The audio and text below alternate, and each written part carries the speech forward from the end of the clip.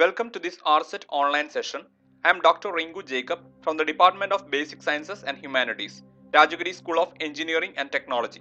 The topic of my lecture for today is nanotechnology. This topic is from second part of Module 3 in the Engineering Physics syllabus for first year engineering students of Circuit branch as per the KTU syllabus 2019. These are the topics I plan to discuss in this session.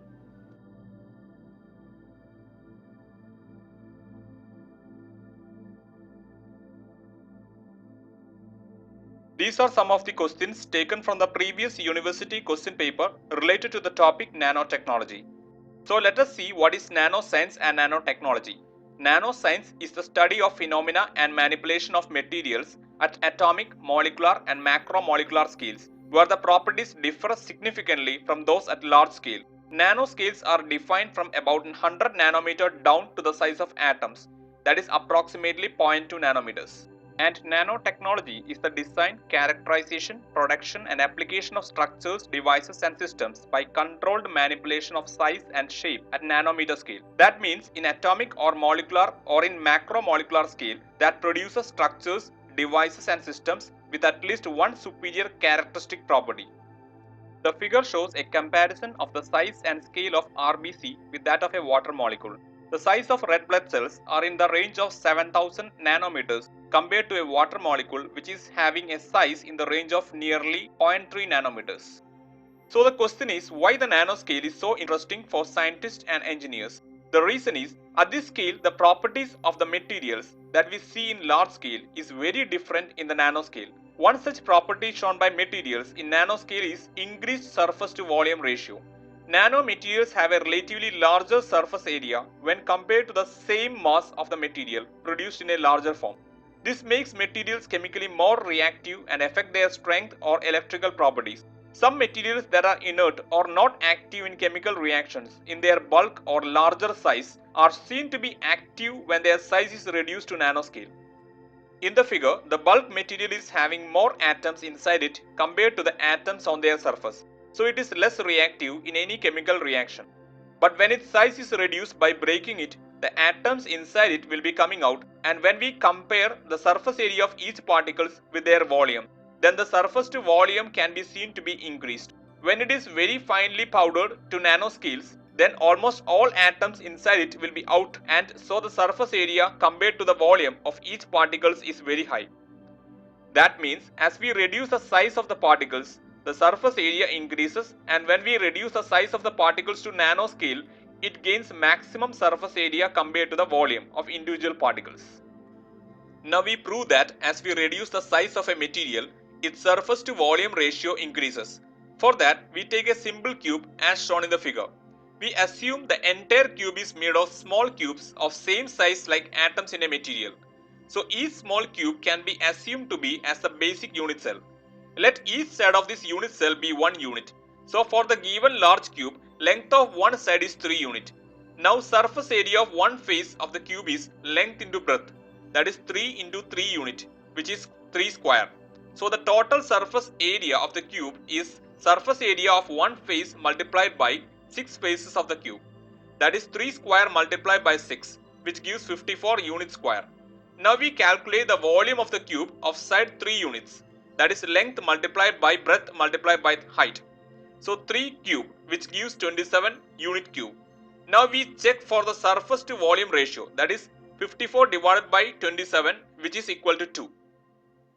Now we reduce the size of the large cube by removing some of the unit cells so that we get the cube as shown in the figure.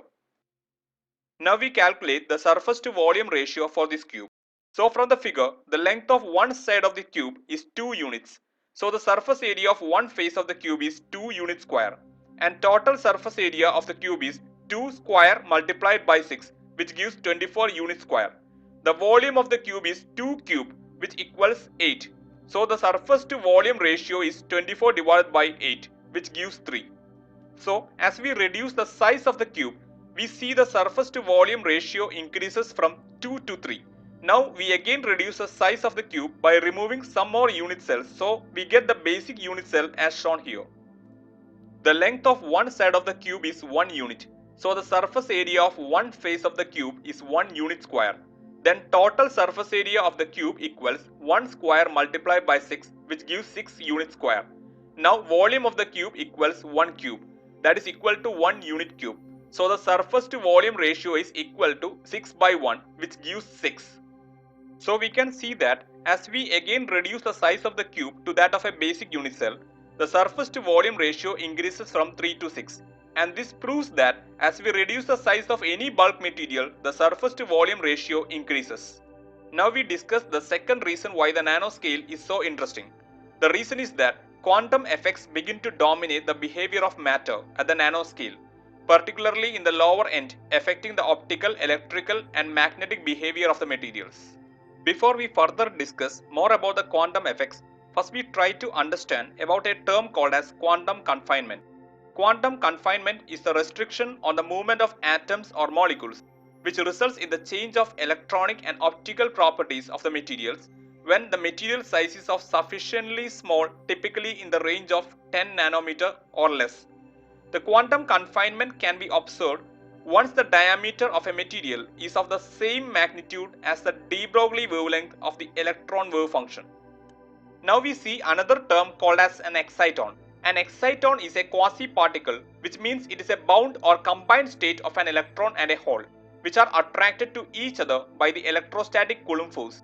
Exciton is an electrically neutral quasi-particle that exists in insulators, semiconductors and in some liquids. It can transport energy without transporting net electric charge. The distance between an electron and a hole in an electron-hole pair or exciton is called as exciton-Bohr radius. Now we classify the nanomaterials based on the dimensionality of quantum confinement or restriction. The table shows the structure of materials, the applied quantum confinement and the number of free degree of movement, otherwise called as free dimension. In the case of bulk material or any large material where there is no quantum confinement, the particle has 3 degrees of freedom. So quantum confinement is 0 and the number of free dimension is 3, as it can move along x, y and z axis in Cartesian coordinates. The quantum sheet or superlattice is having quantum confinement 1, which means it is restricted to move within a limited range of nanometers along one axis and no restriction along the other two axes. So the number of free dimension is 2. Quantum wire has 2 quantum confinement, which means the restriction is along 2 axes and free to move along one axis. So it is having 1 free dimension. But quantum dot have 3 quantum confinement, which means the quantum particle is restricted to move along all the 3 axes within nano range and hence its degree of freedom is 0. Otherwise we say it is having free dimension as 0. First we take the case of quantum dots or nanomaterials of 0-dimensional structure. These are structures in nano range which are having the quantum confinement as 3. That means these particles are restricted to move within a range of 1 to 100 nanometers along the 3 axes, that is x, y and z direction in Cartesian coordinates. So its degrees of freedom is 0. As an example, we consider a small sphere where all the 3 dimensions of this nanoparticle are restricted or confined within an exciton-Bohr radius. Otherwise, it is called as 0-dimensional potential well. An example for this structure is quantum dot. The figure shows an optical property shown by this 0-dimensional structure, for example quantum dot. Here cadmium selenium quantum dots are taken in 5 different test tubes and each test tube is having these quantum dots with varying size. Say 2 nanometer quantum dots in the first test tube, similarly 2.5 nanometers in the second, 3 nanometer in the third, 3.9 nanometers in the fourth and 4.2 nanometers in the fifth test tube. Now when we shine the UV rays over the 5 test tubes, we see that even if the type of quantum dots taken in the 5 test tube is same, due to the difference in the size of the nanoparticles, quantum dot in each test tube emits light of different wavelength. But if you take cadmium selenium as a large size or in bulk material, it emits only a particular color. That means when we reduce the size of the materials to nanoscale range, we start seeing this type of optical properties that are not seen in bulk materials. The next structure is one-dimensional nanostructure. In these nanomaterials, one of the dimensions is limited or restricted to nanometer scale and other 2 dimensions are free dimensions. So it is a one-dimensional potential well. An example for this is quantum wire or nanowire. Its diameter is in nanometers and length in micrometers. The figure shows the nanowires. The diameters are in the range of 3 to 20 nanometers and the length of the nanowire is in the range of 1 to 150 micrometers. The third type is two-dimensional nanostructures. These nanomaterials have two dimensions larger than 100 nanometers. As an example, consider a structure with height about exciton Bohr radius and the breadth and length are in micrometers. So it can be seen as a two-dimensional potential well. The example is a nanosheet.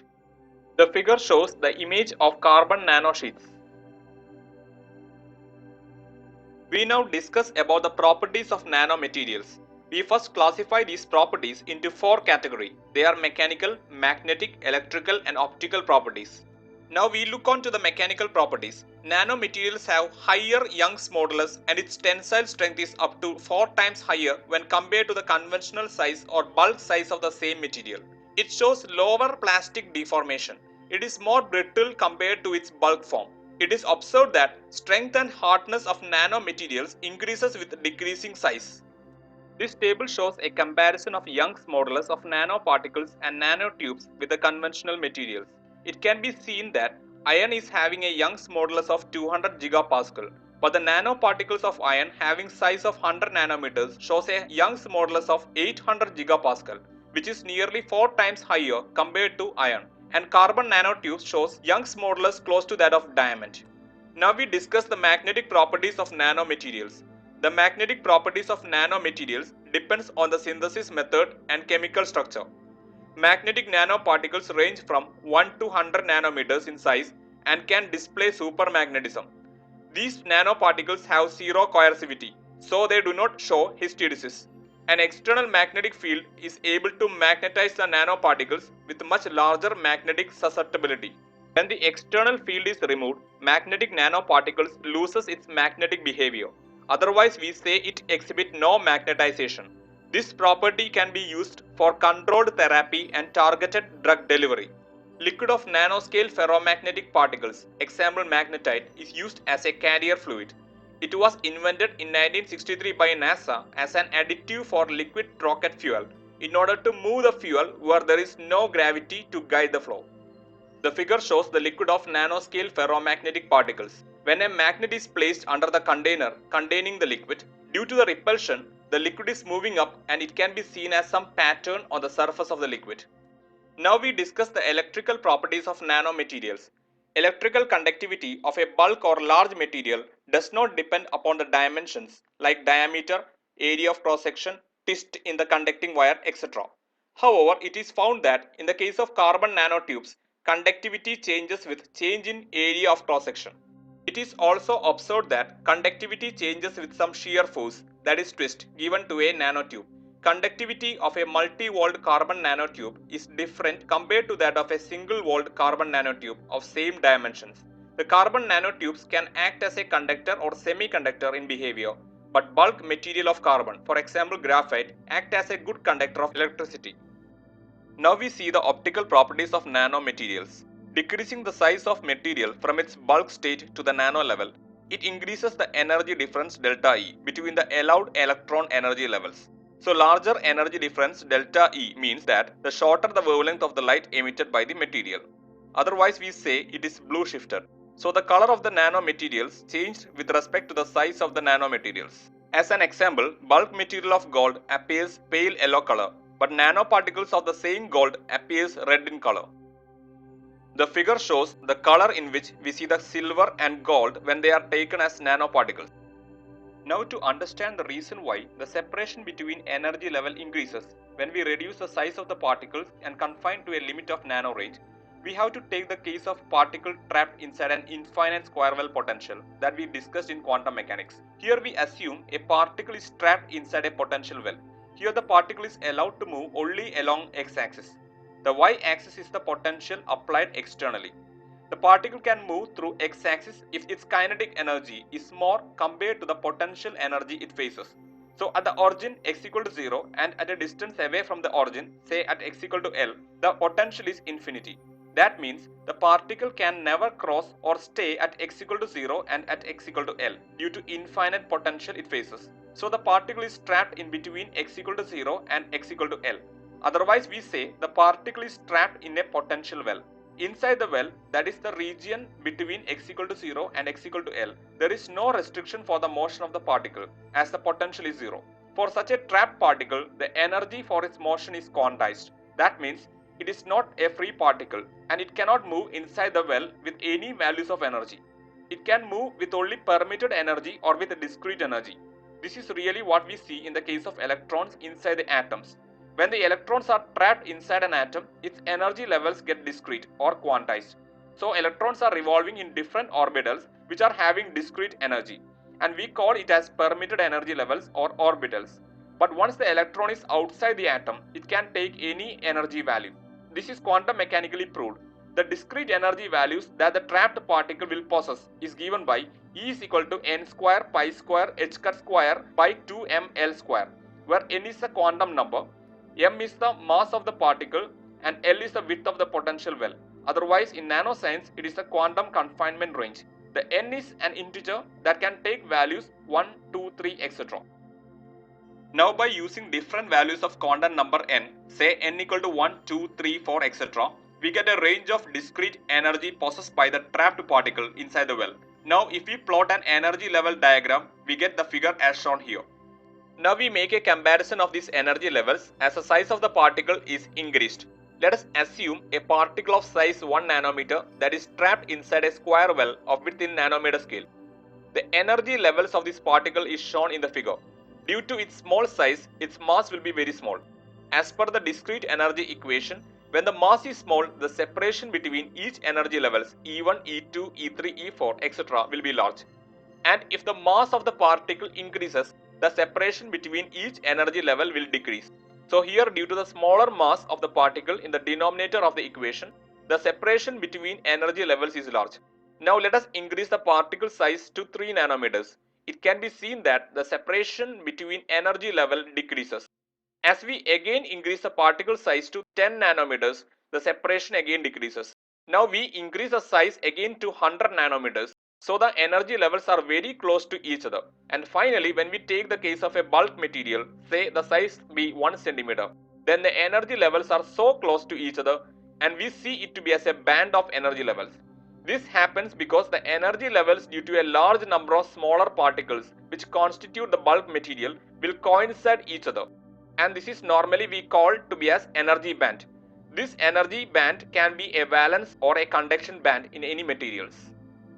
The figure shows how the separation between energy levels in valence and conduction band increases in a semiconductor material as the size of the material is reduced from bulk size to nanomaterial size. In the bulk material, the energy levels are so close that it is seen as a band of energy. But as we decrease the size of the particle, the separation between each energy levels in the valence and conduction band increases.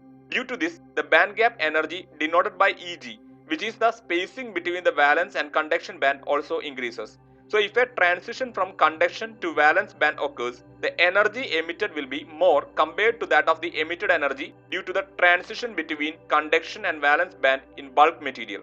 So we say that the frequency of the emitted photons will be more, otherwise it is blue shifted. From the figure, it is clear that as the size of the material decreases, the energy gap increases and the frequency of the emitted light increases. This is the reason why we see different colors in the quantum dots that we discussed earlier. It is clear from the figure, as we reduce the size of the particle from 4.2 nanometers to 2 nanometers, the light emitted is changing from orange, yellow and finally to blue. This means as we reduce the size of the particles, then it is blue shifted. Now we discuss the other optical properties of nanomaterials. Absorption of solar radiation in photovoltaic cells is much higher in materials composed of nanoparticles compared to thin sheets made of the same material. That is, smaller the particles, the greater is the solar absorption.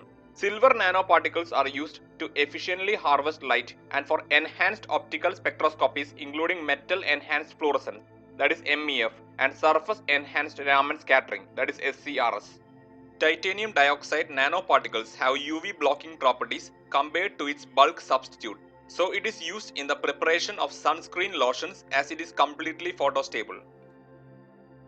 Titanium dioxide nanoparticles will absorb or scatter UV rays but not the visible light, so there is less chalky appearance on the skin. Quantum dots can take energy of light and convert it into multiple colors. That is useful for many applications. Some of the applications are quantum dot TVs and quantum dot lighting. The figure shows the quantum dot lighting. The quantum dots are used in TVs. Here the quantum dots are illuminated with blue LED backlight. Now we discuss the applications of nanomaterials. Nanomaterials are used to make tougher and harder cutting tools. Cutting tools made of nanocrystalline materials are much stronger, harder, wear resistant and erosion resistant and last longer. Tungsten carbide, tantalum carbide and titanium carbide are nanocrystalline carbides that are used in these micro drills. Ceramics are very hard, brittle and hard to machine, so they are difficult to use. However, with a reduction in grain size, these ceramics have increasingly been used. Nanocrystalline zirconia, a hard brittle ceramic, becomes superplastic. It can be deformed up to 300% of its original length. Silicon nitride and silicon carbide have been used in automotive applications as high-strength springs, ball bearings and valve lifters.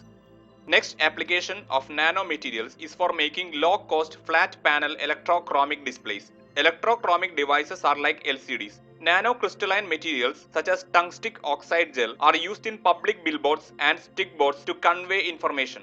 Electrochromic devices display information by changing color when a voltage is applied. When the polarity is reversed, the color is faded. The resolution, brightness and contrast of these devices greatly depend on the tungstic oxide gel grain size. Next application of nanomaterial is that it can be used as catalyst to react with harmful and toxic gases as carbon monoxide and nitrogen oxide in automobile catalytic converters and power generation equipment. This can avoid environmental pollution from burning petrol and coal.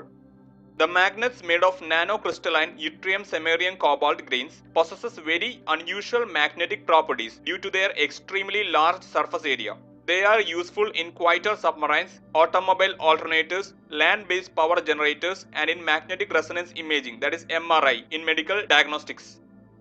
Nanomaterials are also used in the production of sunscreen. Many sunscreens contain nanoparticles of zinc oxide or titanium oxide. Smaller particles are less visible, therefore, when the sunscreen is rubbed into the skin, it does not give whitish tinge. This is the end of this session. Thank you for watching this RSET online video session on the topic nanotechnology. For more lectures, please visit the link shown below.